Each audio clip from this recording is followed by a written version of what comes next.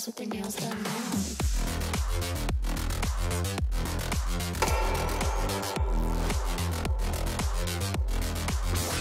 Girls with their 어떤 과학자들은 이 세상의 가장 본질적인 것이 정보일지도 모른다고 생각합니다. 이 세상은 수학적으로만 존재하는 추상적인 파동함수와 같은 정보를 통해 설명될 수 있습니다.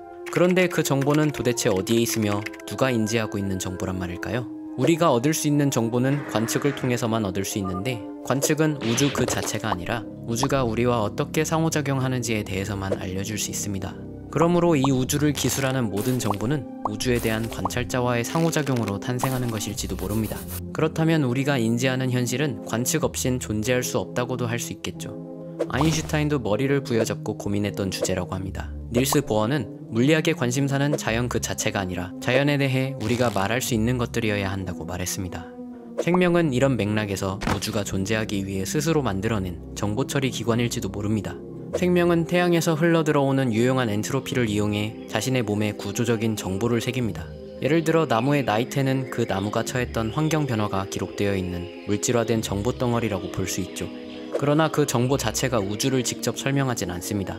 인간이라는 관찰자가 물리적으로 새겨진 정보를 보고 머릿속에서 어떤 세계를 재구성해야만 하죠. 이런 식으로 정보의 축적을 통해 각 생명체들이 이 세계를 스스로 정의해 나감으로써 세계는 비로소 존재할 수 있게 되는 것이죠. 이런 이야기들은 과학이 아니라 잘해봐야 철학이거나 사이비 유사과학 같은 이야기처럼 이상하게 들릴 수도 있겠지만, 적어도 정말로 우리들의 뇌는 배움을 바탕으로 우리가 경험하는 세상 자체를 정의할 수도 있습니다. 뇌는 매 순간 수많은 외부 세계의 미니어처 모델, 즉 외부 세계를 설명하는 일종의 가설을 만들어냅니다. 그리고 그 중에서 이 세상을 가장 잘 설명하는 가설을 이론 삼아 미래를 예측하고 행동을 결정하죠. 그런데 뇌는 그 수많은 옵션 중에 무엇을 선택할지 어떻게 결정하는 것일까요? 배쪽 피계부라는 뇌 부위는 특정 옵션에 대해 전전두 피질로부터 인지적인 평가 보고서를, 편도체로부터는 정서적인 평가 보고서를 받아 중요하다고 생각하는 것에 도파민 신호를 묻힙니다. 그런데 이러한 체계가 정상작동하지 않을 때도 있는데요. 배측 선조체로 흘러가는 도파민이 고갈되어 운동 능력에 이상이 생기게 되는 것으로 추정되는 파킨슨병 환자들이 한 예입니다.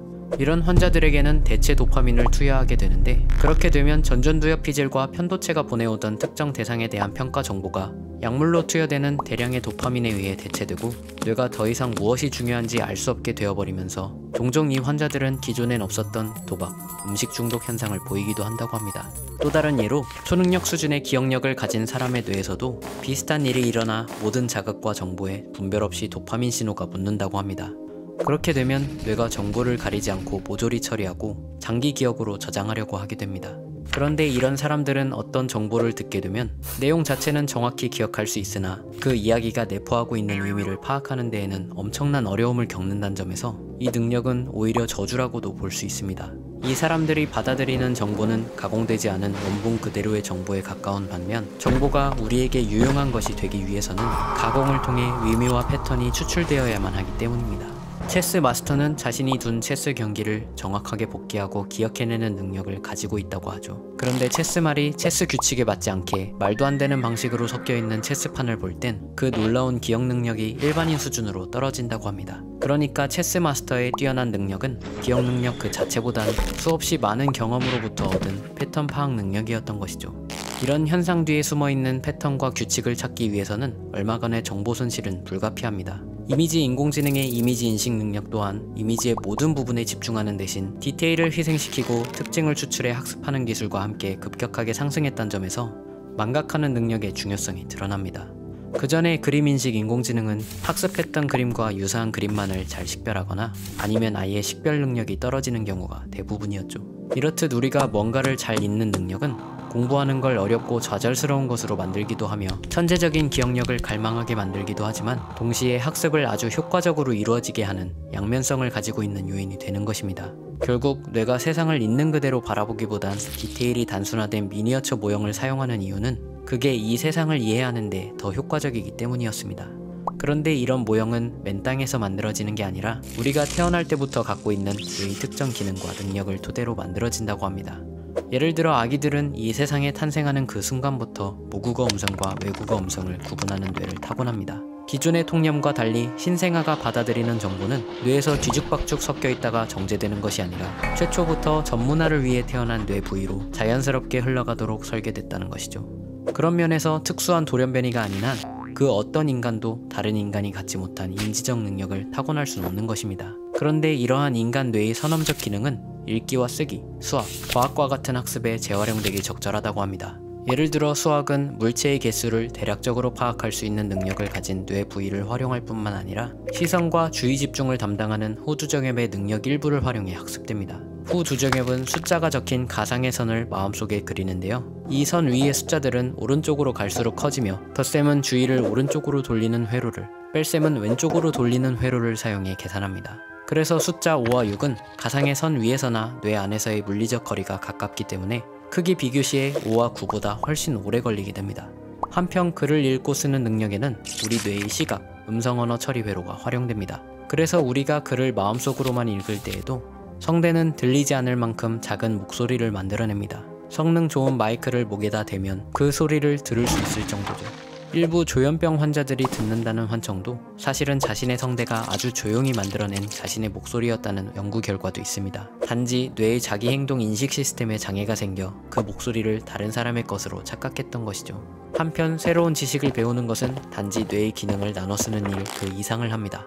살펴봤듯 모든 지식은 지식 그 자체로 뇌에 단순하게 저장되는 것을 넘어서 패턴 읽기 능력을 포함한 전반적인 뇌의 능력을 향상시킵니다. 읽고 쓰는 것을 배운 사람은 배우지 못한 사람에 비해 단기 기억력이 2배 이상 길게 지속되며 학교 교육은 매년 IQ 1에서 5의 상승 효과를 가진다고 합니다. 뇌 속 뉴런의 배선은 초기에 어느 정도 정해져 성인이 되어서는 그렇게 큰 변화가 생기진 않습니다. 그런데도 뇌가 새로운 것을 학습할 수 있는 이유는 뉴런 네트워크의 연결 강도가 바뀌면서 회로가 바뀌는 것과 비슷한 결과를 내기 때문이죠. 즉 우리가 새로운 것을 배울 때마다 지식과 정보는 우리 뇌에 물리적으로 아로새겨진다는 것입니다. 뇌는 어느 정도 모듈화된 네트워크로 사고하지만 엄격히 구분되어 있다기보단 서로 겹치는 경우도 많습니다. 그러니까 결국 배움을 통해 발생한 뇌의 변화는 그 사람의 모든 인지 과정에 영향을 줄 수 있는 것이죠. 그런 면에서 학습을 통한 기억의 변화는 데이터 변화가 아니라 자아의 변화라고도 말할 수 있습니다. 배움이 세상을 보는 눈을 바꾼다는 말은 뇌과학적 관점에선 정말로 진실인 셈이죠. 지식과 기억은 우리의 개성이 됩니다. 새로운 지식을 배우는 것은 또 다른 내가 되는 것입니다. 새로운 것을 배우는 것은 언제나 좋습니다. 배움은 타고난 운명을 거스르는 힘입니다. 이 영상은 클래스 101의 지원을 받아 만들어졌습니다. 클래스 101은 배우는 것은 언제나 좋다는 격언을 실천하기에 아주 좋은 교육 플랫폼입니다. 클래스 101은 커피 몇 잔 가격의 구독 시스템으로 재테크와 자기개발과 같은 분야는 물론 취미생활처럼 가벼운 분야까지 다양하고 질 높은 강의를 제한 없이 마음껏 탐색하며 나를 바꿀 수 있는 기회를 제공합니다. 평생 교육을 위한 흥미와 열정을 찾기에 충분하죠. 한 연구에 따르면 은퇴가 1년 늦춰질수록 치매에 걸릴 확률이 3% 정도 낮아진다고 합니다. 직업활동 중 경험하는 인지적 부담이 뇌의 노화를 늦추기 때문이라고 하는데요. 어떤 사람이 과거에 전문적인 고등교육을 받았는지의 여부는 인지능력 유지에 큰 영향을 끼치진 못한다고 합니다.